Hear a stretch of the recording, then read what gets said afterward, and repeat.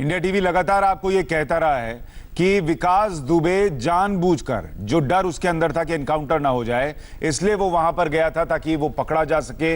मंदिर परिसर में तो एनकाउंटर होगा नहीं, लोगों के सामने होगा, तो वहां एनकाउंटर संभव नहीं है और पुलिस उसे पकड़ेगी सबके बीच में, तो उसका सुरक्षित होना सुनिश्चित हो जाएगा। और इसी का एक और तस्दीक करता यह बयान था जिसमें यह दिखता है कि उसने जानबूझकर नाम बताया गार्ड को कि मैं कौन हूं, विकास दुबे हूं, कानपुर वाला, मुझे पूरा देश पहचानता है।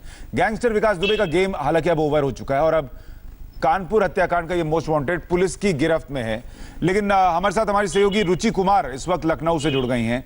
रुचि, अब ये बात लगभग स्टैब्लिश हो गई है कि ये व्यक्ति जानबूझकर उज्जैन गया, जानबूझकर अपनी आइडेंटिटी बताई, जानबूझकर ये पुलिस की गिरफ्त में आया मंदिर परिसर में ताकि एनकाउंटर से बच सके। बस एक बात का जवाब नहीं मिल रहा कि ये सब करने के लिए उज्जैन ही क्यों, महाकाल मंदिर ही क्यों? ये फरीदाबाद के किसी मंदिर में, दिल्ली के किसी मंदिर में, नोएडा के मंदिर में भी तो हो सकता था।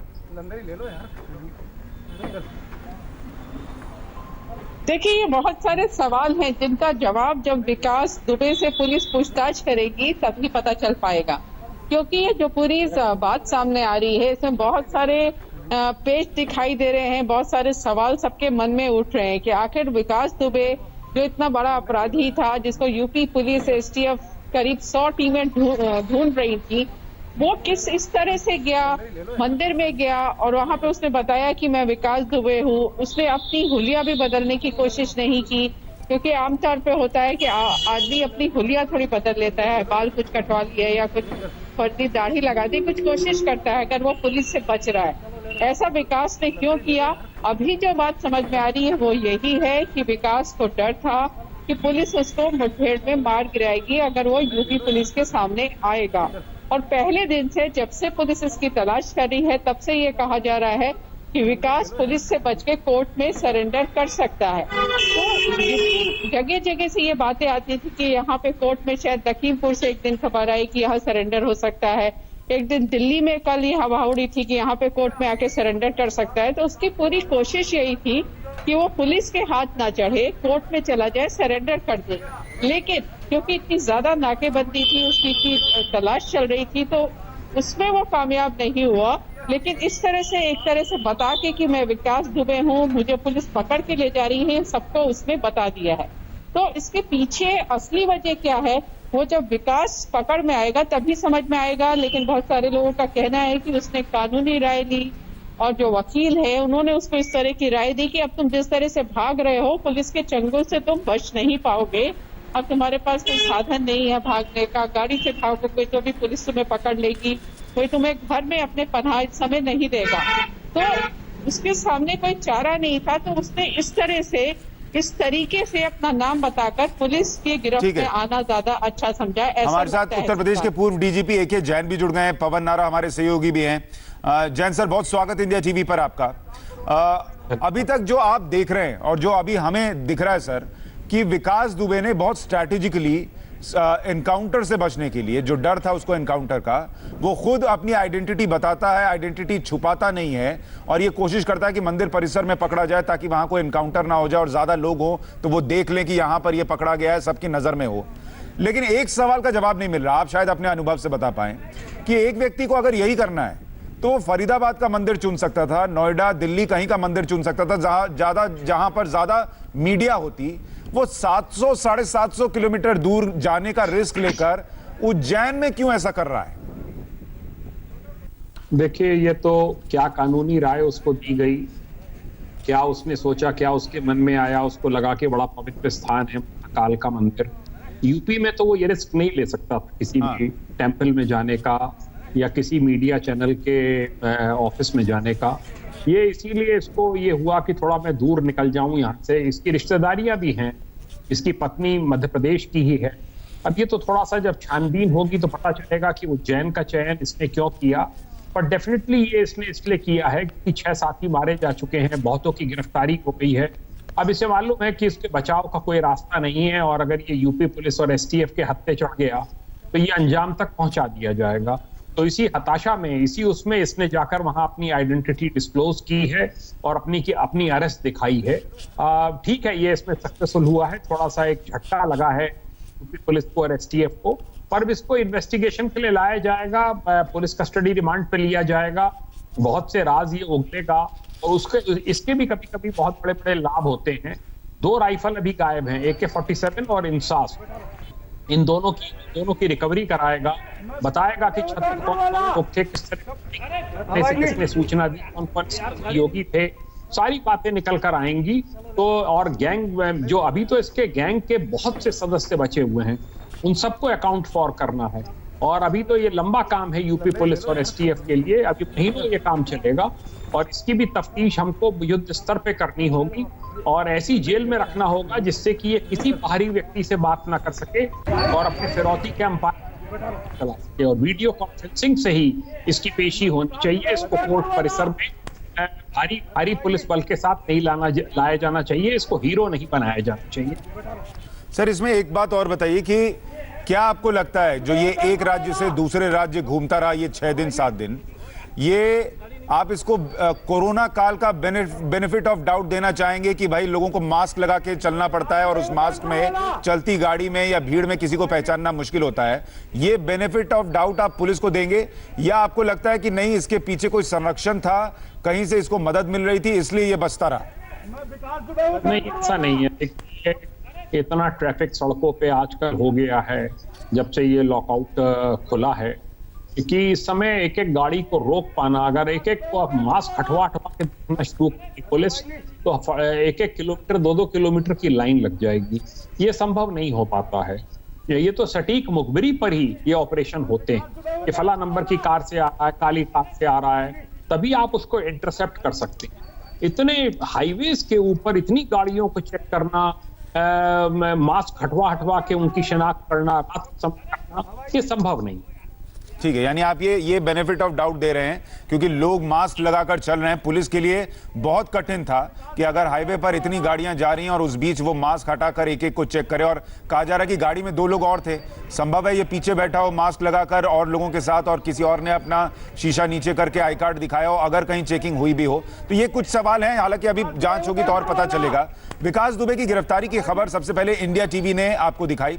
विकास दुबे की तस्वीर, फिर उसकी गिरफ्तारी का वीडियो, सब कुछ हमने आपको सबसे पहले दिखाया। लेकिन उसकी गिरफ्तारी के बाद खबर यहीं खत्म नहीं होती। अब विकास दुबे को यहां से उज्जैन से ट्रांजिट रिमांड पर यूपी ले जाया जाएगा। यूपी के पूर्व DGP विक्रम सिंह ने गैंगस्टर विकास दुबे की गिरफ्तारी पर बहुत बड़ा बयान दिया। इंडिया टीवी से बातचीत में उन्होंने इशारों में कहा कि अगले 15 दिन में विकास दुबे के साथ कुछ भी हो सकता है। 15 दिन के बाद 15 दिन के अंदर हम लोग फिर मिलेंगे किसी अन्य महत्वपूर्ण चर्चा पर। मैंने जिंदगी में बहुत कुछ देखा है, मुझे मालूम है कि क्या पीड़ा, क्या हमारे आपके कह देने से कि कानून अपना काम करेगा। कानून को अपना काम करना चाहिए। सबके मानवाधिकार बहुत ही अक्षुण्ण हैं और पवित्र हैं, लेकिन हमारे आपके चाहने से नहीं होता है। कभी कभी ऐसी दुर्घटनाएं हो जाती हैं, लेकिन भगवान करे ना हो। विक्रम सिंह पूर्व DGP उत्तर प्रदेश के बड़ी बात कह रहे हैं। वो एनकाउंटर शब्द का इस्तेमाल नहीं कर रहे, लेकिन वो कह रहे हैं कि कुछ भी हो सकता है विकास दुबे के साथ। 15 दिन बाद हम कुछ और चर्चा कर रहे होंगे। जब हमने यूपी के पूर्व DGP विक्रम सिंह की यही बात बिहार के DGP गुप्तेश्वर पांडे के सामने रखी और उनका रिएक्शन पूछा, तो सुनिए उन्होंने विकास दुबे को लेकर क्या भविष्यवाणी की। ये लोकतंत्र है, ये पुलिस तंत्र नहीं है, वेलफेयर स्टेट है, ये पुलिस स्टेट नहीं है। हम पुलिस वालों की यही ना कमजोरी है कि हम कानून को मानते हैं। हम कानून को मानते हैं। अपराधी की ताकत यही है कि उसको किसी कानून की परवाह नहीं करनी, उसे कानून तोड़ना है। उसे कानून तोड़ने के लिए किसी को जवाब नहीं देना है। हमें एक चांटा मारने का भी जवाब देना है, एक गाली दे दें तो वो भी जवाब उसका भी देना है। उसके लिए हमारे खिलाफ कार्रवाई हो सकती है। तो मैं इस बात के लिए नहीं कह रहा था, मैं ये कह रहा था जब आदमी को मौत दिखाई पड़ती है सामने, तो ये क्रिमिनोलॉजी में लिखा है कि मौत जब दिखाई पड़ती है तो कैसी अनुभूति होती है। अपराधी का वजह अपराध करता है पहली बार तो उसका वजन गिरता है, मौत का डर होता है तो उसका वजन गिरता है, स्वभाव चिड़चिड़ा हो जाएगा, भूख लगना बंद हो जाएगा, आंखें उसकी सुर्ख हो जाएंगी, इसके बाद उसको नींद नहीं आएगी। ये सारे लक्षण आप ऑब्जर्व कीजिए, उसमें आएंगे, क्योंकि वो जानता है कि इसमें फांसी से कम कुछ नहीं होना है और ज़्यादा वक्त भी नहीं लगना है। ये 6 साल में हो जाएगी, 6 महीने में हो जाएगी इसी साल। तो इसमें तो पक्का उसको मालूम है कि मेरी जिंदगी खत्म हो गई। पक्का उसको मालूम है कि मेरा साम्राज्य ढह गया। एके जैन साहब, आपकी भविष्यवाणी कहां टिकती है? क्या वाकई 15 दिन में कुछ भी हो सकता है? क्या जैसे प्रभात मिश्रा का एनकाउंटर हो गया, लोग कह रहे हैं कहीं ऐसा ना हो ये भी भागे और इसका भी एनकाउंटर हो जाए, पुलिस उसका एनकाउंटर कर दे? देखिए, मैं विक्रम सिंह साहब मेरे भी डीजीपी रहे हैं, मैं उनकी बात को काट नहीं सकता हूं, पर पुलिस एक एक कदम इसमें फूंक के रखेगी, क्योंकि इसमें पूरे कंट्री की निगाह है और इसके दोनों पहलू हैं। मैं पुलिस के एनकाउंटर्स का हिमायती रहा हूं, जबरदस्त हिमायती रहा हूं, पर बहुत सी अरेस्ट में भी हमको बड़ी उससे मुफीद जानकारियां मिलती हैं और उससे हम पूरे गैंग को तहस नहस कर सकते हैं, पूरे गैंग को हम न्यूट्रलाइज कर सकते हैं और कानून की परिधि में रहकर ही थोड़ा कार्य करना चाहिए। क्योंकि मैं देख रहा हूं कि जो मैं फरीदाबाद से लाते हुए मुठभेड़ में मारा गया, उस पे कई चैनल्स पे उंगली उठ रही है। मैं कतई नहीं चाहूंगा कि इसमें कुछ पुलिसकर्मी अति उत्साह में कोई इसमें मुकदमे में इन्वॉल्व हो जाए, क्योंकि इनके लिए बहुत से तथाकथित ह्यूमन राइट्स के ग्रुप्स और एडवोकेट सब खड़े होंगे और कुछ कास्ट के इनके जो हैं वो ब्राह्मण समुदाय के कुछ लोग अभी से चीख चिल्ला रहे हैं, तो वो भी इसमें कुछ कर सकते हैं। इस पे हमें बहुत सोच समझ के अपने कदम उठाने होंगे। अब तक इस 8 की हत्या के बाद में पुलिस सही दिशा में काम कर रही है, जबरदस्त दबाव बन गया है, पूरे प्रदेश में इसका एक मैसेज चला गया है और इसी को जारी रखना चाहिए। देखिए, सबसे बड़ा जरूरी ये है कि अपराधियों को पानी पिलाए पुलिस, ये जरूरी है। अभी हम पवन नारा को देख रहे हैं, उन्होंने थोड़ा गला तर किया है, पानी पिया है। अब जरा पवन विस्तार से बताइए, कानपुर में क्या चल रहा है, वहां जांच कैसे आगे बढ़ रही है? ये तो पकड़ा गया, अब इसका नेटवर्क, इसका सिस्टम, इसके तार, इसको लेकर पुलिस कैसे खंगाल रही है पूरे वहां के सिस्टम को? जी बिल्कुल, हमारी बात की शुरुआत हम इनके गांव से करते हैं। विकास दुबे के गांव में जब हमने कुछ लोगों से बात की तो वो कैमरे पर नहीं आना चाहते थे, लेकिन उन्होंने इतना जरूर कहा कि विकास दुबे को सूचना ये मिली थी कि आज आर या पार की लड़ाई है। स्थानीय अखबारों में भी इस तरह की एक रिकॉर्डिंग छपी है जिसमें कहा गया है कि सूचना में कहा गया था कि आपका एनकाउंटर करने के लिए पुलिस पहुंच रही है। और जिस तरीके से आज उज्जैन में गिरफ्तारी दी है, कहा जा रहा है कि अपने आप दी है, अपनी आइडेंटिटी बताते हुए, उससे स्पष्ट है कि विकास दुबे का अहंकार बरकरार है। तुम मुझे नहीं जानते, पूरा हिंदुस्तान मुझे जानता है, अहंकार बरकरार है और उसका मकसद सिर्फ एक है कि किसी तरीके से एनकाउंटर से बचकर कानूनी प्रक्रिया देखी जाए, क्योंकि वो पहले भी इस कानूनी प्रक्रिया का बेजा इस्तेमाल करते हुए बच चुका है।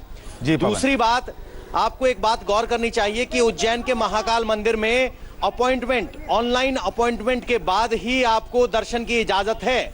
बाकायदा ऑनलाइन अपॉइंटमेंट ली गई थी, यानी एलाबाई बनाना चाहते थे वो गवाही कि इंटरनेट पर विकास दुबे ने ये अपॉइंटमेंट ली। इसके अलावा गार्ड से पूछा, प्रसाद जिससे लिया उससे पूछा, ये भी कहा जा रहा है पवन कि उसके साथ 2 वकील भी थे, यानी वो कानूनी तौर पर एक एक चीज को समझते हुए ऐसा माहौल बना रहा था कि जब वो पकड़ा जाए तो कहीं से ऐसी कोई गुंजाइश ना हो कि पुलिस उसे लेकर चली जाए और किसी को पता ना चले और बाद में एनकाउंटर की खबर आ जाए। ये उसने सुनिश्चित किया है, बहुत दिमाग लगाया है, शातिर अपराधी है, ये बात सब जानते थे। इस मामले में भी उसने अपना दिमाग लगाकर कानूनी सलाह लेकर सब कुछ किया है। आप सभी का बहुत शुक्रिया। हमारे सहयोगियों के पास हम अपडेट के लिए लौटेंगे। एके जैन सर, बहुत शुक्रिया, आप हमारे साथ जुड़े। फिलहाल एक छोटे से ब्रेक के लिए रुक रहे हैं, ब्रेक के उस पार बताएंगे मंदिर में एंट्री से लेकर पुलिस के हत्थे चढ़ने तक पूरी क्रोनोलॉजी समझिए।